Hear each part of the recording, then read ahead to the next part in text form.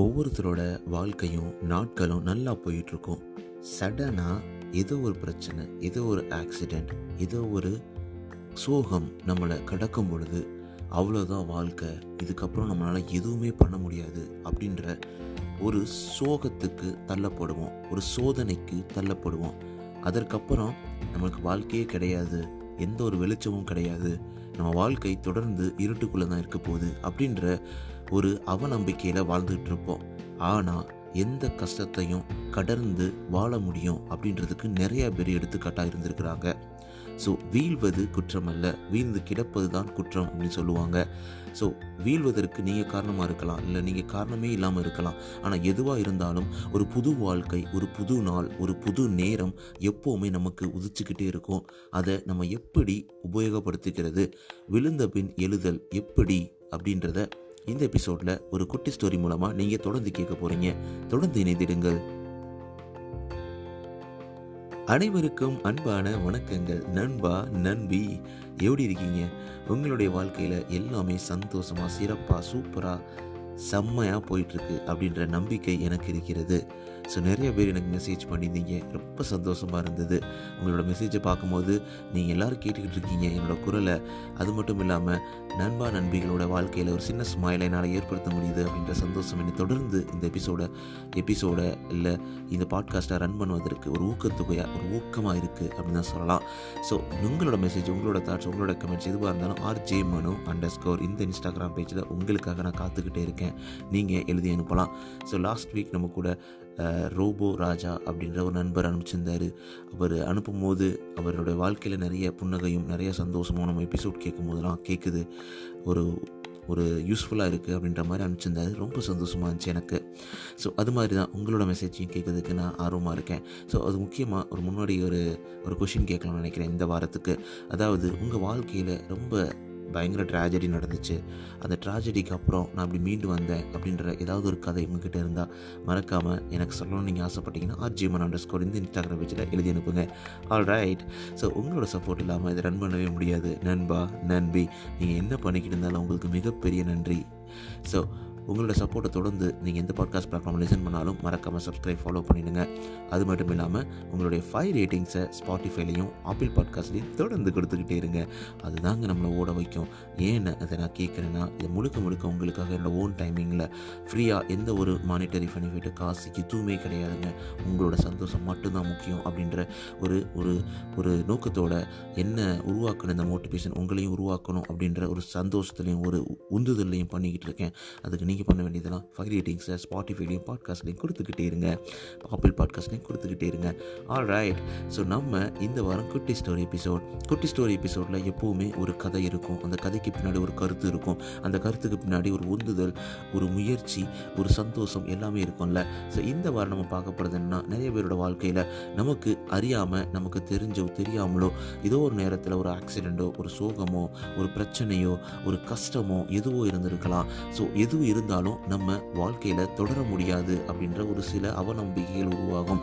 ஏன்னா தோல்வி அடையும் பொழுது நம்ம மனசு முதல்ல சொல்வது அவ்வளோதான்டா, முடிஞ்சுதுடா அப்படின்னு மாதிரி சொல்லும். அப்போ இன்னொரு மனசு சொல்லும், டேய் உன்னாலாம் இந்த தோல்வினா ஒரு மேட்ரா, பாரா நான் ஜெயிச்சு காமிக்கிறேன், வின் பண்ணி காமிக்கிறேன், எனக்கு பிடிச்ச வாழ்க்கையை நான் உருவாக்கி காமிக்கிறேன் அப்படின்னு ஒரு மைண்டு சொல்லும். பார்த்தீங்களா, அவன் தான் உங்கள் நண்பன். ஸோ அந்த மைண்டாக தான் உங்ககிட்ட நான் சொல்ல போகிறேன் இந்த ஸ்டோரியை. எப்போவுமே எந்த பிரச்சனையாக இருந்தாலும், அது எமோஷ்னலாக நீங்கள் ஹர்ட் இருந்தாலும் சரி, இல்லை நீங்கள் ப்ரொஃபஷ்னலாக மணி லெவலில், இல்லை உங்கள் உடம்பு லெவலில் எவ்வளோ பிரச்சனைகள் இருந்தாலும் அதை ஈஸியாக வென்றெடுத்து நீங்கள் வெளிவர முடியும் அப்படின்ற ஒரு முயற்சியை நம்மளுடைய தோழி அவங்க அருணிமா சின்ஹா அப்படின்றவங்க கூகுளில் சர்ச் பண்ணிங்கன்னா, ஸோ ஒரு மேன், அவங்க தோழி கிடையாது, ஒரு மேன், அவர் பேர் அருணிமா சின்ஹா. ஸோ அவர் 2006 ஒரு ட்ரெயினில் இந்தியாவில் ட்ராவல் பண்ணுறாரு. ஸோ அப்படி ட்ராவல் பண்ணும்போது சடனாக அந்த ட்ரெயினுக்குள்ளே ஒரு குரூப் ஆஃப் ராபர்ஸ், திருடர்கள் உள்ளே வர்றாங்க.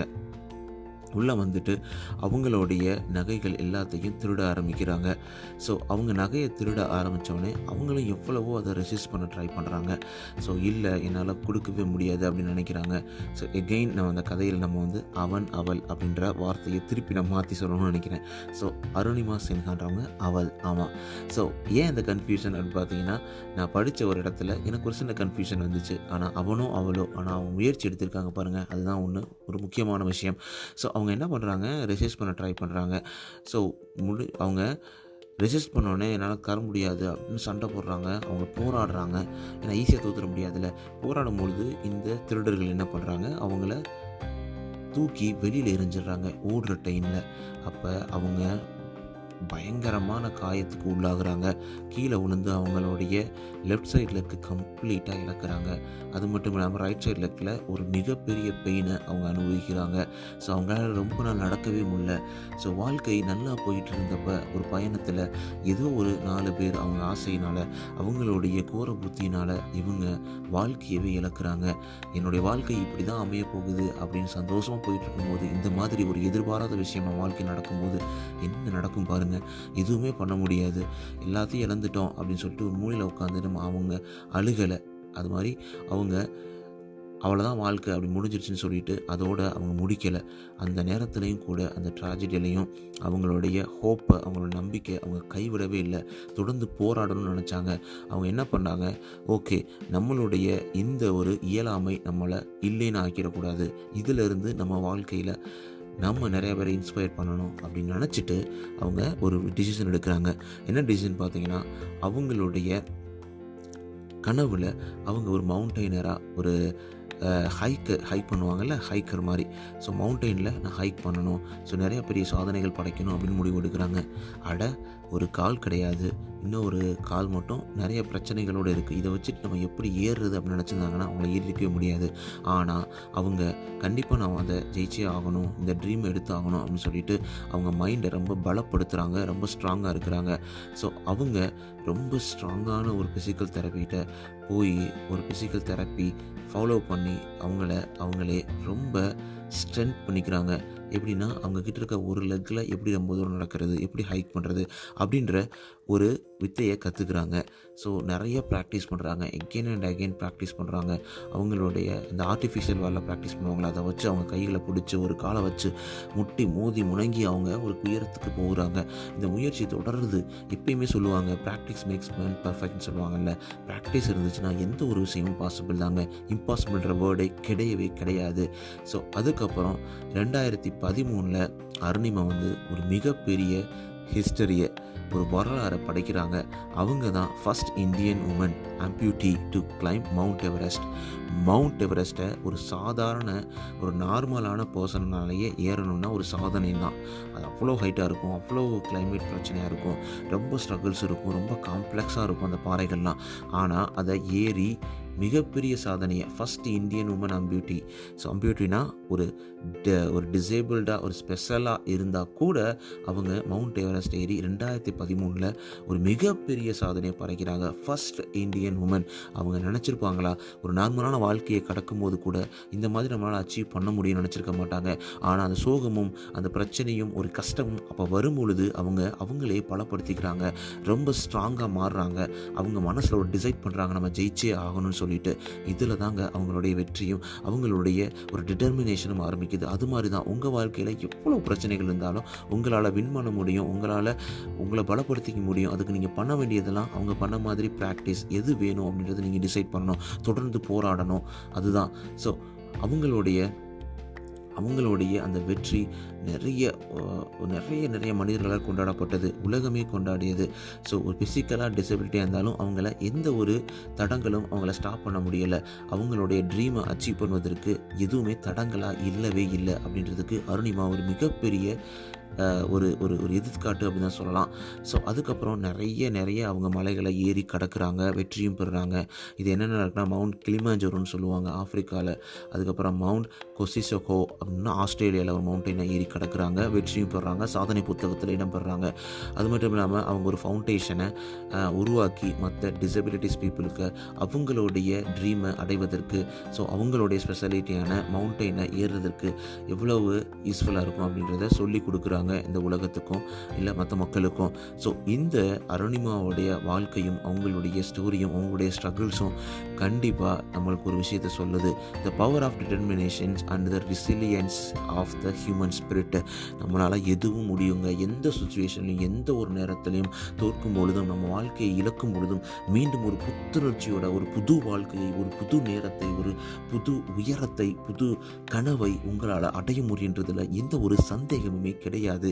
அதை அவங்க அருணிமா அச்சீவ் பண்ணி காமிக்கும் போது நம்மளால் மட்டும் ஏன் முடியாது, உங்களால் மட்டும் ஏன் முடியாது?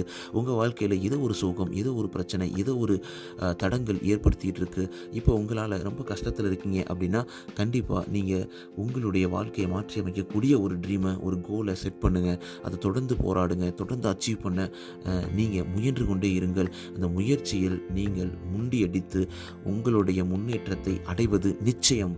இது சத்தியம். அருணிமா மாதிரி நீங்களும் ஒரு மிகப்பெரிய சாதனையாளராக அடைவீங்க, இதுக்கு சந்தேகமே கிடையாதுங்க.